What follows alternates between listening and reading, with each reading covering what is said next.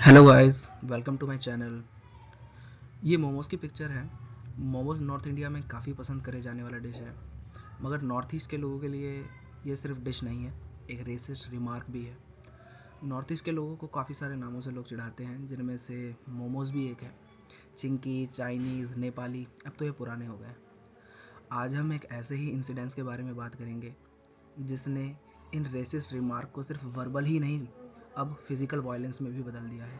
आज हम बात करेंगे एंजल चकमा के बारे में।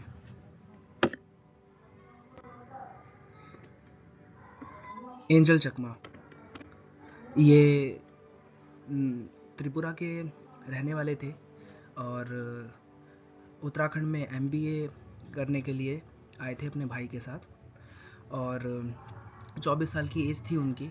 मैं थी इसीलिए बोल रहा हूँ क्योंकि अब वो हमारे साथ इस दुनिया में नहीं है। ऐसा क्या हुआ कि वो अब इस दुनिया में नहीं है, आगे बात करेंगे।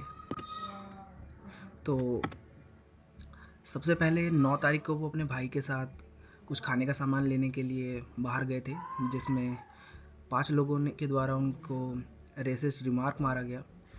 उनका मजाक बनाया गया उनके फेस के वजह से, जिसमें जब उन्होंने कन्फ्रंट किया तो फिर हाथापाई हुई, जिसके में वो सह नहीं पाए और उनकी डेथ हो गई। 9 दिसंबर को उनके ऊपर अटैक हुआ था, जिसमें जिन हथियारों का इस्तेमाल किया गया था, जिन्होंने उनको ट्रॉमा वाली इंजरीज दे दी थी, मतलब कि उनका ब्रेन बिल्कुल ही डेड कंडीशन में चला गया था। इंटरनल ब्लीडिंग्स हुई थी, उनको चोट काफ़ी सारी लग गई थी।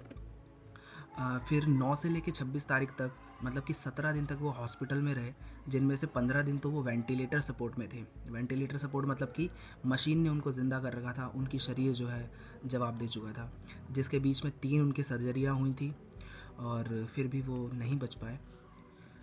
26 दिसंबर को जब उनकी पोस्टमार्टम हुआ तो उसमें हमें पता चलता है कि जो उनके मल्टीपल ऑर्गन्स जो थे वो फेल कर चुके थे और उनकी बॉडी में काफ़ी सारे हिस्सों में इन्फेक्शन फैल चुका था और ट्रॉमेटाइज तो वो थे ही।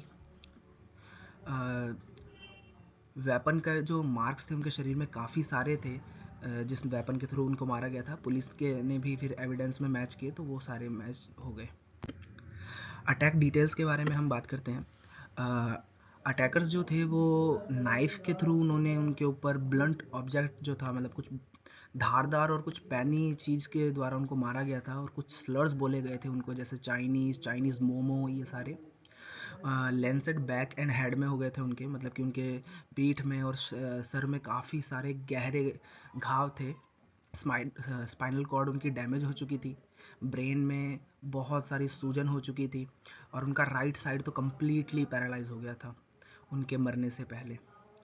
इतना सारी सर्जरी के बाद भी वो नहीं जी पाए। 17 दिन तक उन्होंने काफ़ी लड़ाई करी, बट वो फिर भी नहीं जी पाए। अभी मर्डरर्स कहाँ हैं उनके बारे में अगर हम बात करें तो 5 मर्डरर्स थे, जिनमें से 2 माइनर थे, तो वो अभी जुवेनाइल होम में हैं। और बाकी जो पकड़े गए हैं उनके नाम जो है वो है अवनीश नेगी, शौर्य राजपूत, सूरज ख्वास, सुमित और आयुष बरोनी। जिनमें से एक जो है वो अभी एब्सकॉर्ड में है, मतलब वो अभी पुलिस के हाथों में नहीं है। पुलिस को शक है कि वो अभी शायद नेपाल में भग चुका है और उसके बारे में जानकारी देने के लिए 25,000 रुपये रिवॉर्ड पुलिस ने आज, मतलब 31 तारीख को ही रखा है। नेपाल की में भी पुलिस को भेजा गया है और नेपाल की गवर्नमेंट से डिमांड करी गई है कि वो उनको जल्दी से जल्दी उनको पकड़ने में सरकार की मदद करे।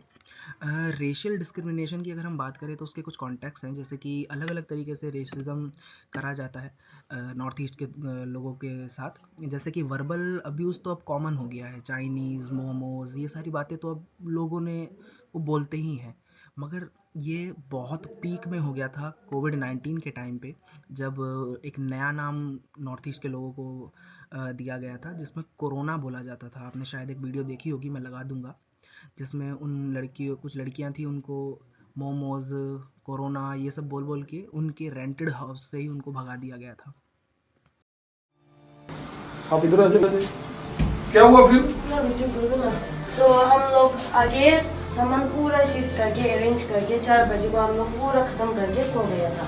तो सुबह हम लोग सोते वक्त घर, मतलब हमारा नेक्स्ट घर जो रहता है ना, वो लड़का आके दरवाज़ा नॉक करे, तो हम लोगों ने बोला क्या हुआ, तो उसने लाइक सोसाइटी सबको बुला के आके रखा हुआ था और सबके सामने इतना चिल्ला रहे, बोल रहे हम लोगों ने कोरोना वायरस लेके आया ऐसे बोल के बोल रहे सामान लेके अभी अभी खाली कर रहे हो ऐसा बोल रहे हैं। हम उनसे बोला कि क्या प्रॉब्लम है, कुछ है तो नहीं है, तो ऐसे क्यों कर रहे हैं, बोला तो अभी खाली कर रहा हूँ ऐसे ऐसा क्या बोल रहा है कि आप लोग का मकान लेके हुआ। तो हमने बोला कि लाइक पैसा दे के रखा है, अभी हम लोग भी रह रहा है।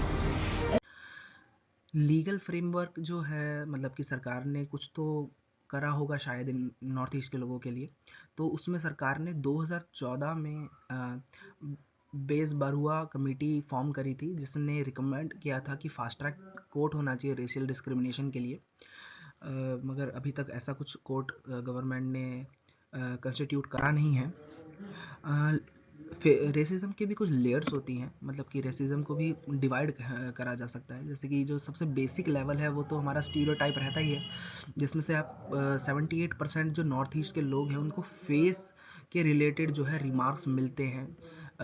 जैसे चिंकी मोमोज ये सब तो बोला ही जाता है, मगर नॉर्थ ईस्ट के लोगों को फूड के लिए भी जो है झूठी झूठी बातें या अजीब बातें करी जाती है। जैसे डॉग ईटर बहुत बोला जाता है नॉर्थ ईस्ट के लोगों को कि ये डॉग्स खाते हैं, जो बिल्कुल भी सही नहीं है। खाली 3 ही ऐसे स्टेट्स हैं जिनके पास स्पेशल पुलिस सेल है नॉर्थ ईस्ट के इश्यूज़ को रिजॉल्व करने के लिए, जो दिखाता है कि हमारे जो देश है वो कितना सीरियस है नॉर्थ ईस्ट के लोगों के ऊपर जो रेसिज्म रिमार्क होता है उसके लिए। 29 स्टेट में से सिर्फ 3 के पास ही है ये स्पेशल पुलिस सेल्स। और काफ़ी सारे केसेस तो अंडर रिपोर्ट रह जाते हैं। रीज़न है क्योंकि लैंग्वेज बैरियर है, उनको हमारी भाषा, मैं भी नॉर्थ ईस्ट से हूँ, उनको हमारी भाषा ही समझ में नहीं आती है, ना हमें उनकी थोड़ी बहुत समझ में आती है, तो उस चक्कर में भी जो है बातें रह जाती हैं। NCRB के ने डाटा से हमें पता चला है कि जो 27% जो है एनुअल राइज हुआ है रेसिज्म अटैक जो होती है नॉर्थ ईस्ट के लोगों के ऊपर 2018 से 2022 के बीच में, जिनमें से ज़्यादातर जो है वो वुमेन्स होती हैं।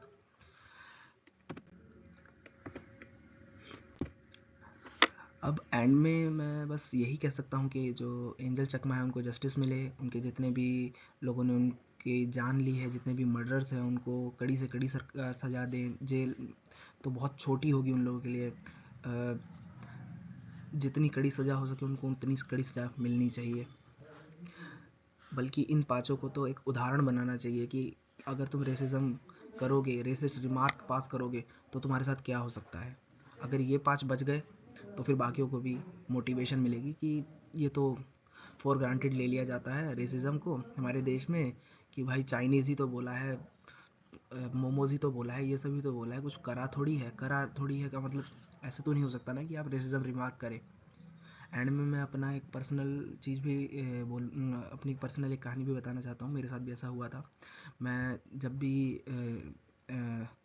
5-6 जनों के बीच में रहता था तो मुझे इस बात का डर रहता था कि कोई अभी मुझे चाइनीज़ नेपाली करके मेरा मजाक ना बनाने लग जाए, जिसकी वजह से मैं काफ़ी लंबे समय तक अपने लाइफ में जो है मैं सोशल एंजाइटी हो गई थी मुझे। मैं 5-6 4-5 लोगों के बीच में ही खड़ा होने से डरता था क्योंकि मुझे लगता था कि अब वो रेसिज्म ना करने लग जाए। तो ऐसा आगे आने वाले फ्यूचर के साथ ना हो, इसीलिए गवर्नमेंट को जल्द से जल्द कड़े नियम बनाने चाहिए और एंजल चकमा को जस्टिस मिलना चाहिए। Thank you for watching my video.